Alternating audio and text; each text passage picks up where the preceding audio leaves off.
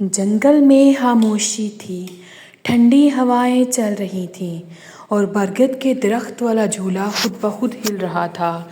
वो झूला इतना डरावना था कि वहाँ पर कोई जानवर नहीं जाता था। कहा जाता था कि वहाँ टूनी चिड़िया झूला लिया करती थी। एक दिन वो झूला लेते लेते गिर गई और मर गई और फिर भूतिया चिड़िया बन गई। एक दिन मिट्ठन तोती और मिट्ठू तोता सो रहे थे। उन्हें वहीं से रोने और चिल्लाने की आवाज़ें आईं, बचाओ बचाओ। तभी वो कहने लगे, लगता है टूनी की आत्मा आ गई है। तभी उन्होंने बाहर देखा तो टूनी की आत्मा झूला झूल रही थी। वो दोनों घबरा गए। दोबारा देखा तो झूला बिल्कुल खाली था। एक दिन मीना चिड़िया अपने भाई टुन्नू चिड़े के पास रहने के लिए आई। वो दूसरे गांव से आई थी। टुन्नू चिड़े ने उसको समझाया कि बरगद वाले झूले पर मत जाना, वहाँ पर टूनी चिड़िया का बसेरा है।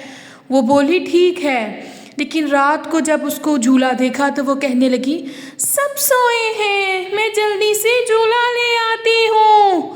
वो झूला लेने लगी और जब वापिस आने लगी तो झूले ने उसको ना छोड़ा।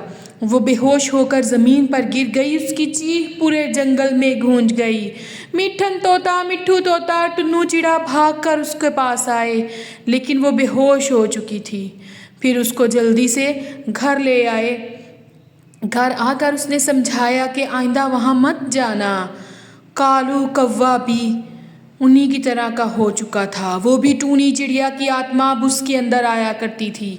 वो झूला लेने लगा और कहने लगा, झूला मेरा है, अकेला झूलूंगा।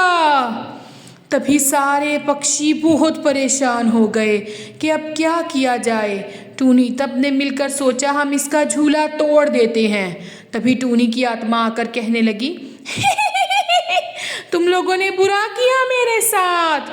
तभी झूले को आग लगा दी और टूनी चिड़िया जल कर कहने लगी, मैं जल तो जाऊंगी लेकिन फिर आऊंगी। तभी उसकी वहाँ पर समाधि बना दी गई और सारे पक्षी आकर कहने लगे, अब वो मर चुकी है, अब सब कुछ ठीक है। रानो चिड़ी भी कहने लगी, सब ठीक है। जंगल में एक सुकून की लहर फैल गई।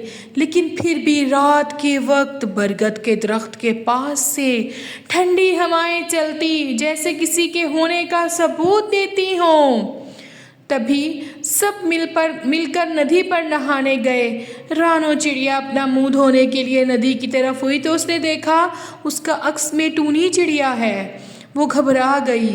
जब रात हुई तो टूनी चिड़िया वापस वहाँ पर देखी गई और बरगद का दरख्त वैसे का वैसे ही था। अगले दिन उसी दरख्त पर मीना चिड़िया झूल रही थी। मीना चिड़िया कह रही थी, मुझे कोई नहीं मार सकता, मैं यहाँ फिर आ गई हूँ। अब वो एक एक करके सारे पक्षियों को खाने लगी। पक्षी आहिस्ता आहिस्ता गायब होने लगे। सब परेशान हो गए। फिर कालू ने मशवरा दिया, दूसरे जंगल से उल्लू तांत्रिक को लाया जाए। उल्लू तांत्रिक ने कहा, इसकी समाधि की राख को नदी में बहा दिया जाए और फिर ये मर जाएगी।